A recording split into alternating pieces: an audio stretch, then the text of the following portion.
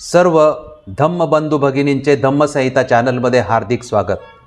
आषाढ पौर्णिमेला धम्मचक्र प्रवर्तन दिन उत्सव आणि वर्षावा शुभारंभ व त्यानिमित्ताने कार्यक्रमाचे नियोजन या विषयासंदर्भात हा व्हिडिओ आहे। ज्यांना हा विषय समजून घ्यावयाचा असेल त्यांनी हा संपूर्ण व्हिडिओ ऐकावा आणि योग्य वाटल्यास जास्तीत जास्त बौद्ध अनुयायांना तो फॉरवर्ड करावा। बौद्ध दिनदर्शिकानुसार 2023 वर्षाची आषाढ पौर्णिमा रविवार दिनांक 2 जुलै 2023 रोजी सायंकाळी 8:21 सुरू होऊन सोमवार दिनांक 3 जुलै 2023 रोजी सायंकाळी 5:08 पर्यंत आहे। या दिवशी 2023 या वर्षाचा धम्मचक्र प्रवर्तन दिन आणि वर्षावा शुभारंभ समारोह संपन्न होतो। बौद्ध जगतात काही ठिकाणी या दिवशी धम्मचक्र प्रवर्तनाचा उत्सव तर काही ठिकाणी वर्षावा शुभारंभ समारोह संपन्न केला जातो। ज्या ठिकाणी वर्षावा शुभारंभ समारोह केला जातो त्यांची 4 महिन्यानंतर अश्विन पौर्णिमेला समाप्ती होते। या वर्षीची अश्विन पौर्णिमा 28 ऑक्टोबरला आहे। बौद्ध दिनदर्शिकेनुसार या वर्षीचा वर्षावा सोमवार दिनांक 3 जुलै 2023 म्हणजे आषाढ पौर्णिमेपासून सुरू होऊन तो शनिवार दिनांक 28 ऑक्टोबरपर्यंतच्या अश्विन पौर्णिमेपर्यंत चालणार आहे। आषाढ पौर्णिमेला धम्मचक्र प्रवर्तन दिन, वर्षावा शुभारंभ आणि अश्विन पौर्णिमेला महापवारणा महोत्सव दिवस म्हणतात। हा दिवस वर्षावा समाप्तीचा आहे। तथागतांनी ज्ञानप्राप्ती झाल्यानंतर पहिले प्रवचन पंचवर्गीय भिक्खूंना ऋषीपत्तनवन सारनाथ म्हणजे आजच्या उत्तर प्रदेशात दिले होते। या प्रवचनाला धम्मचक्र प्रवर्तन म्हटले आहे। बौद्ध धम्मात धम्मचक्र प्रवर्तन दिनाला फार महत्त्व आहे। बौद्ध जगतात धम्मचक्र प्रवर्तन दिनाचा उत्सव मोठ्या प्रमाणात साजरा केला जातो। बौद्ध धम्मात धम्मचक्र प्रवर्तनानंतर अनेक वर्षांनी वर्षावास ही संकल्पना आली। बुद्ध काळातच वर्षावास कार्यक्रम सुरू झालेले आहेत। बुद्धांद्वारे धम्मचक्र प्रवर्तन आणि वर्षावास हे दोन्ही कार्यक्रम वेगवेगळ्या कालखंडात परंतु एकाच दिवशी म्हणजे आषाढ पौर्णिमेला संपन्न झालेले आहेत। हे दोन्ही कार्यक्रम जरी एका दिवशी म्हणजे आषाढ पौर्णिमेला असले तरी धम्मचक्र प्रवर्तन आणि वर्षावास हे 2 स्वतंत्र कार्यक्रम आहेत। यातील फरक समजून घेतला पाहिजे। आषाढ पौर्णिमेला धम्मचक्र प्रवर्तन दिनाचं महत्त्व समजावून सांगितलं पाहिजे। त्यानंतर जिथे जिथे वर्षावासाचे आयोजन केले जाते तिथे तिथे ही चर्चा पुढे 4 महिने धम्म समजून घेण्यासाठी सुरू ठेवली पाहिजे। बौद्ध जगतात सर्वत्र धम्मचक्र प्रवर्तन दिनाचा उत्सव मोठ्या प्रमाणात अगदी घरोघरी आणि सार्वजनिक स्वरूपात साजरा केला जातो। तसा उत्सव भारतामध्येही होणे अपेक्षित असले तरी तसे होताना आढळत नाही। बौद्ध जगतात ज्या ठिकाणी अनुयायी वर्ग 12ही महिने बुद्ध विहारात जाऊन धम्मग्रहण करतात त्या ठिकाणी वर्षावास कार्यक्रमाचे स्वतंत्र कार्यक्रम केलेले आढळत नाही। भारतात आणि विशेषतः डॉक्टर बाबासाहेब आंबेडकरांच्या नेतृत्वाखाली धम्मदीक्षा घेतलेल्या बौद्ध अनुयायांद्वारे धम्मचक्र प्रवर्तन दिनाचा उत्सव या नावाने कार्यक्रम केला जात नाही, तर तो दिवस वर्षावा शुभारंभ या नावाने साजरा केला जातो। धम्मचक्र प्रवर्तन दिनासंबंधी महत्त्वाची बाब लक्षात घेतली पाहिजे ती ही की 14 ऑक्टोबर 1956 साली अशोक विजयादशमी दिनी डॉक्टर बाबासाहेब आंबेडकरांच्या नेतृत्वाखाली धम्मदीक्षा समारोह संपन्न झाला आहे। हा सामुदायिक धर्मांतराचा कार्यक्रम होता।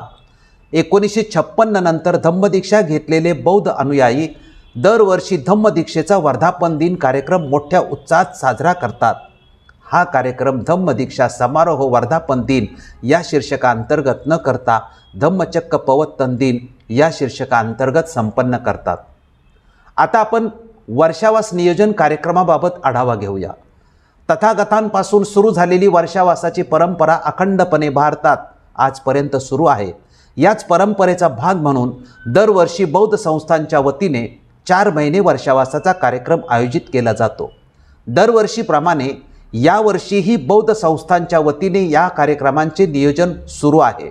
बौद्ध संस्थांच्या पदाधिकाऱ्यांची लगबग सुरू आहे। काही संस्थांद्वारे 4 महिन्याचा संपूर्ण कार्यक्रम दरवर्षीप्रमाणे याही वर्षी प्रसिद्ध होत आहे। बौद्ध धम्मामध्ये वर्षावासाचं ऐतिहासिक महत्त्व आहे। डॉक्टर बाबासाहेब आंबेडकरांनी वर्षावास कार्यक्रमाच्या नियोजनासंदर्भात काही भूमिका, विश्लेषण अथवा स्पष्टीकरण केल्याचे संदर्भ कुठेही सापडत नाहीत. असे असले तरी तथागतापासून चालत आलेली वर्षावासाची परंपरा डॉक्टर बाबासाहेब आंबेडकरांच्या नेतृत्वाखाली धम्मदीक्षा घेतलेल्या बौद्धांच्या संस्थांनी सुरू ठेवलेली आहे. प्राचीन काळात तथागतांनी सुरू केलेल्या वर्षावासाचे स्वरूप आणि त्यानंतर प्रत्येक काळात बदलत गेलेले वर्षावासाचे स्वरूप नेमके कसे होते याचा सर्व तपशील कुठेही मिळत नाही. मात्र 4 महिने वर्षावास ही संकल्पना चालत आलेली असल्याचे आढळते. वर्तमान काळात वर्षावासाचे स्वरूप नेमके काय आहे याचा अभ्यास केल्यास असे आढळते की 1956 नंतर धम्माची दीक्षा घेतलेल्या लोकांनी आपापल्या स्तरावरती बौद्ध संस्था स्थापन करून वर्षावासाची परंपरा सुरू ठेवलेली आहे.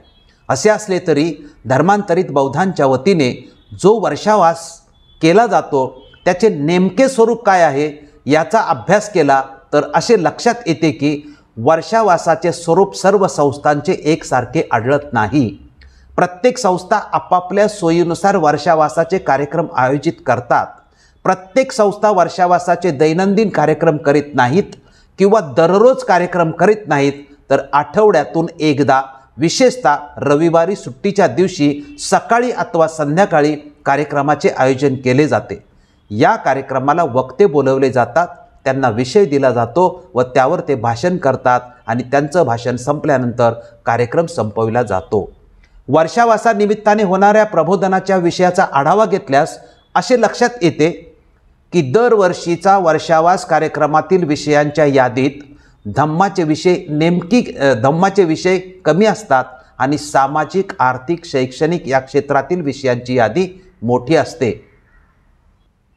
वर्षावास कार्यक्रमात सहभागी कोण होतात याचा अभ्यास केल्यास असे आढळते की वर्षावासाच्या कार्यक्रमात सर्व बौद्ध अनुयायांचा कुटुंबासहित सहभाग असल्याचे आढळत नाही. बौद्ध संस्थांचे पदाधिकारी व 4-2 लोक उपस्थित असल्याचे आढळते. जर प्रत्येक ठिकाणच्या कार्यक्रमाचे अवलोकन केले तर वर्षावासाचा कार्यक्रम औपचारिक म्हणून होत असल्याचे आढळते. वर्षावासाच्या कार्यक्रमाचे आयोजन धार्मिक संस्था करतात.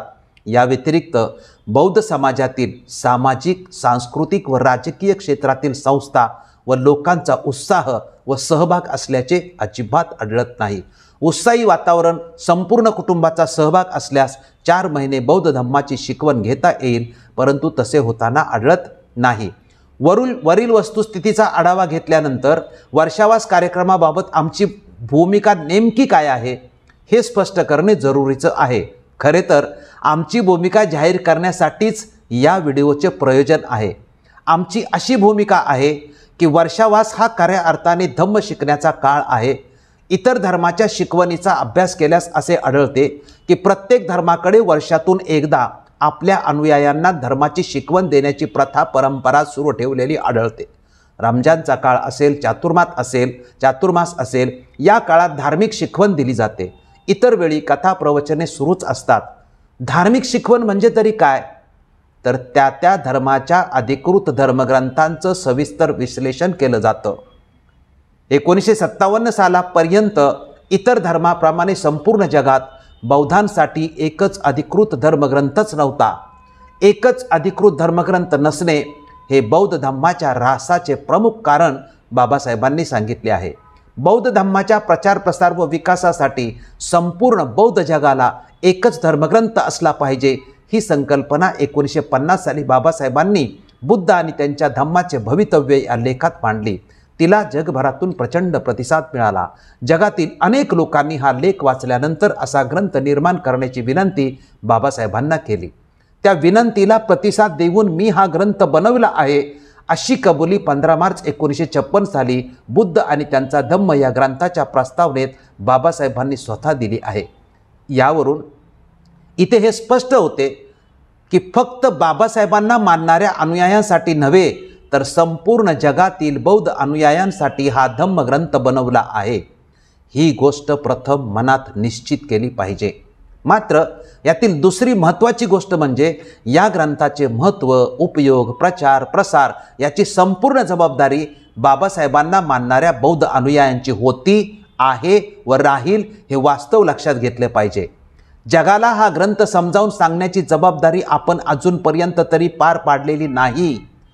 ही जबाबदारी पार पाडण्यासाठी प्रथम आपण तो ग्रंथ समजून घेतला पाहिजे।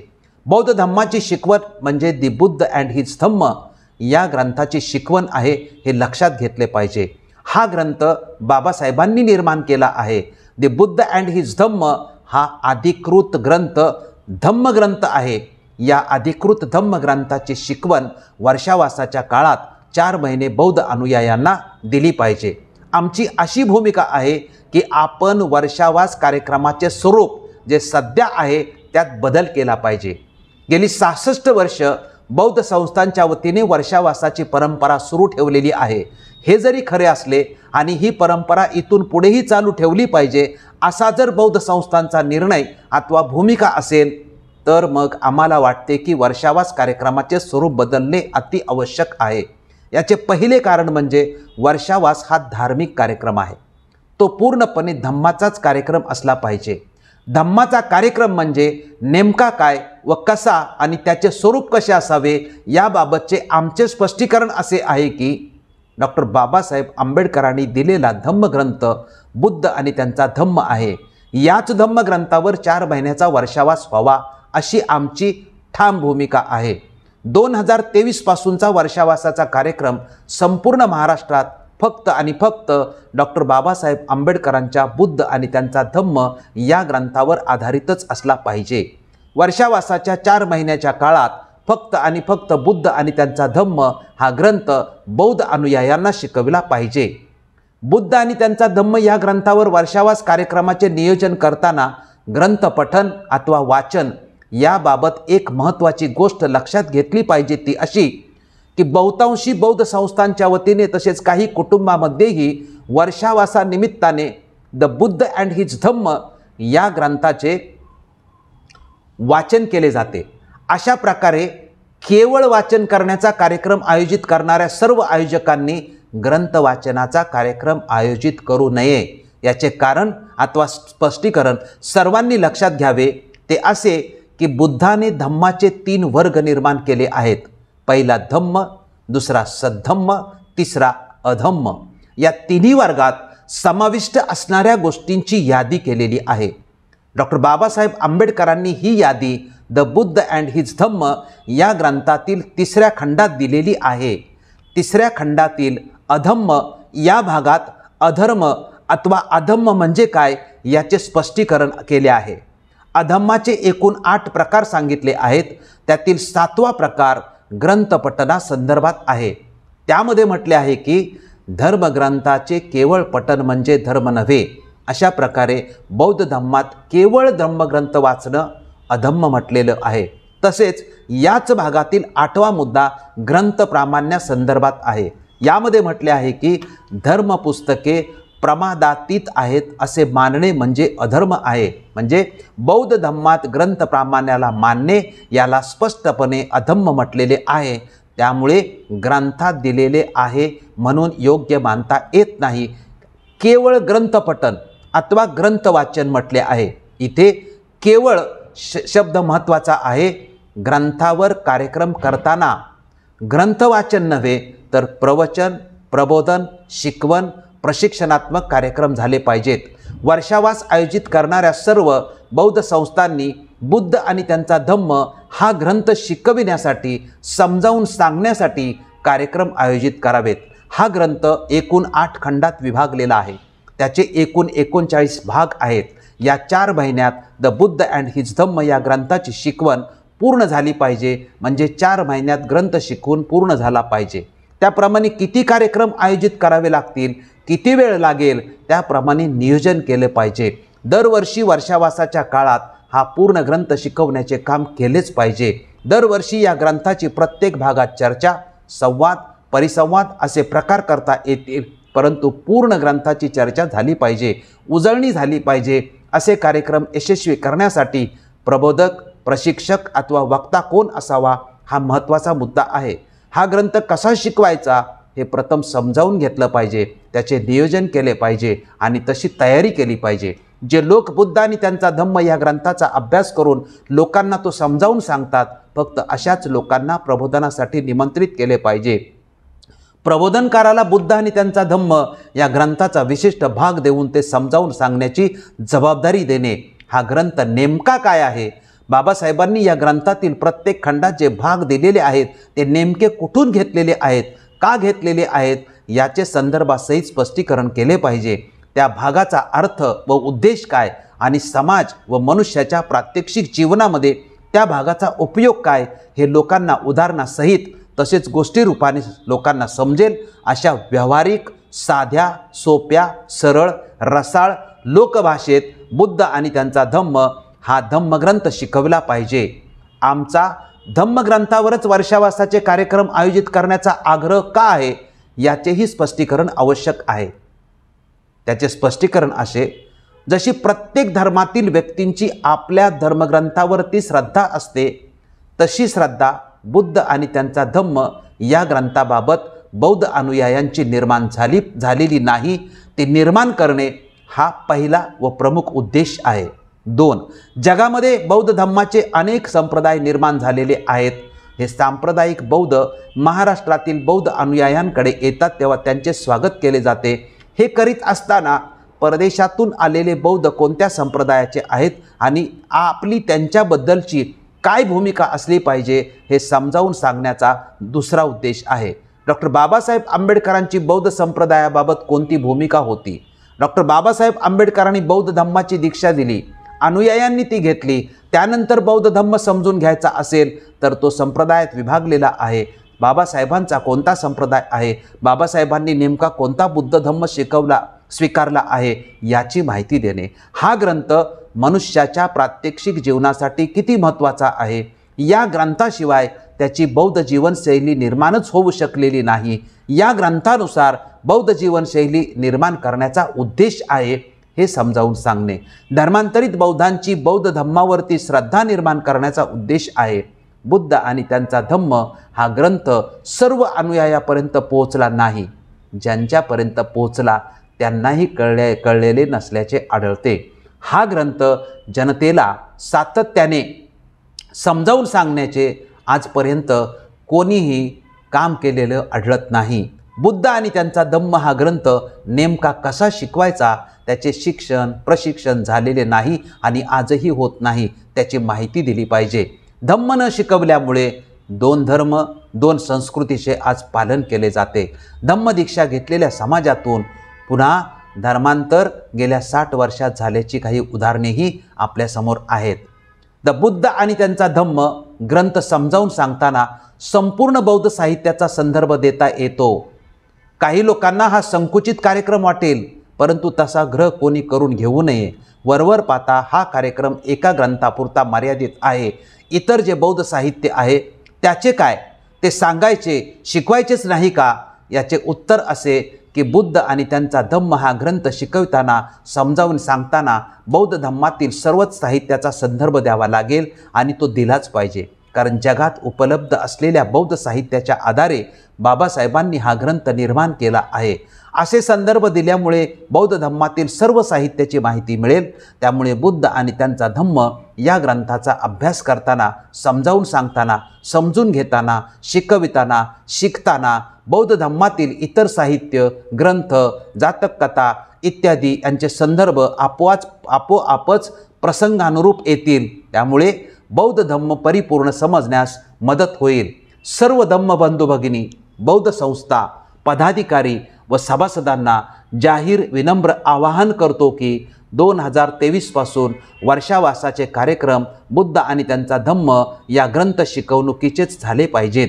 2023 पासून ही परंपरा निर्माण करण्यात यावी. इथून पुढे दरवर्षी बुद्ध आणि त्यांचा धम्म या ग्रंथाच्या शिकवणीवरच 4 महिन्याचा वर्षावास कार्यक्रम आयोजित केला जाऊन डॉक्टर बाबासाहेब आंबेडकर अभिप्रेत धम्माच्या वर्षावासाची परंपरा निर्माण व्हावी. ज्यांना ही भूमिका योग्य वाटेल त्यांनी याचा प्रचार प्रसार करावा. यासाठी हा व्हिडिओ जास्तीत जास्त बौद्ध अनुयायांपर्यंत पोहोचवावा. अनेक जण व्हिडिओ ऐकतात परंतु लाईक, शेअर, सबस्क्राईब करत नाहीत असा अनुभव येत आहे. सर्व धम्मबंधू भगिनींना विनंती करतो की आपणाला आमची भूमिका योग्य वाटत असेल तर लाईक, शेअर, सबस्क्राईब करावे ही विनंती. नमो बुद्धाय. जय भीम, जय बुद्ध, जय भारत.